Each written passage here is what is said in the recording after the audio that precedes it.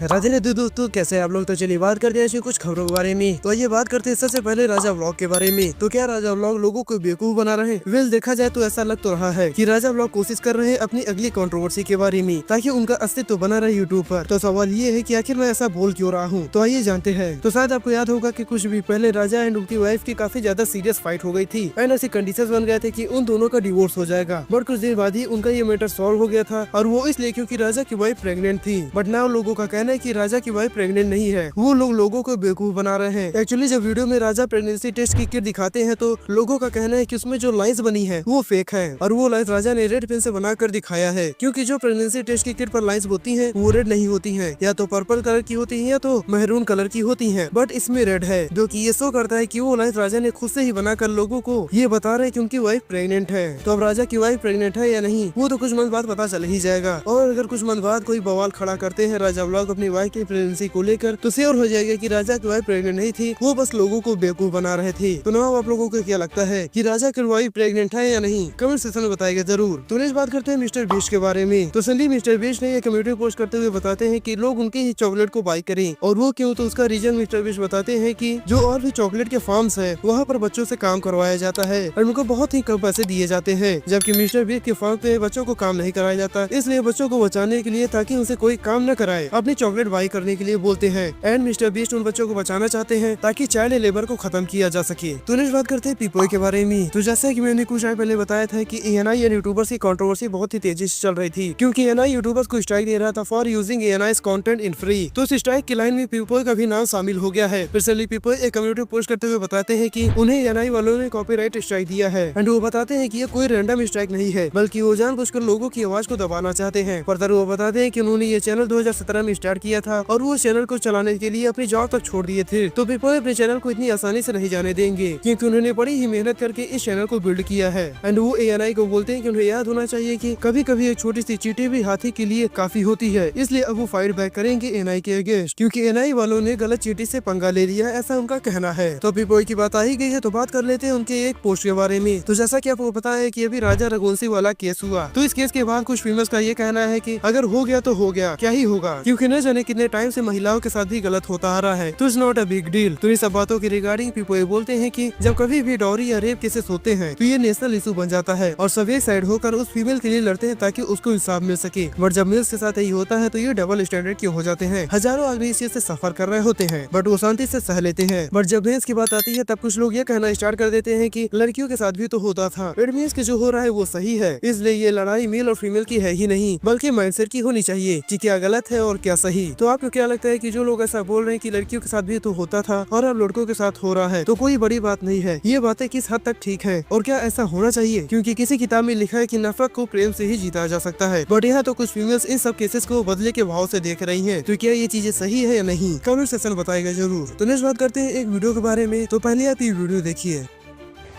देखिए ये हमारी मामी है, और ये जब भी सीजर करती है तो लड़का ही पैदा करती है। देख लीजिए 4-5 टाइम करवाए हैं, और चारों 5 लोगों का लड़का ही हुआ है। तो ये वीडियो कहाँ का इसका तो पता नहीं, बट इस वीडियो को देखने के बाद मुझे ऐसा लगता है कि जितना इस वीडियो बनाने वाले आदमी की गलती है उतना डॉक्टर की भी गलती है, क्योंकि उन्होंने ऑपरेशन थिएटर में वीडियो बनाने का परमिशन कैसे दे दिया। तो I request to National Medical Council of India की इस डॉक्टर के बारे में तुरंत पता किया जाए और इनके ऊपर एक्शन लिया जाए, क्योंकि यहाँ पर पेशेंट के कंसल्ट के बिना वीडियो बनाया जा रहा है। और ऑपरेशन थिएटर में video banana is out of ethics, जिसकी वजह से डॉक्टर के अगेंस्ट एक्शन लिया जाए और इनका प्रैक्टिस लाइसेंस तुरंत ही सस्पेंड किया जाए। तो नाउ मैं आपसे एक सवाल पूछता हूँ कि जब मैं एक रिपोर्टर या पत्रकार की बात करता हूँ तो आपके मन में एक पत्रकार की क्या इमेज बनती है, या आपके हिसाब से रिपोर्टिंग कैसे की जाती होगी? क्योंकि आजकल रिपोर्टिंग करना भी एक्टिंग बन गया है। अगर आपको एक्टिंग नहीं आती तो आप रिपोर्टर नहीं बन सकते, और मैं ऐसा इसलिए बोल रहा हूँ क्योंकि पहले आप ये वीडियो देखिए। के साथ शाजिया निसार सीधा युद्ध क्षेत्र यूक्रेन के उमन से।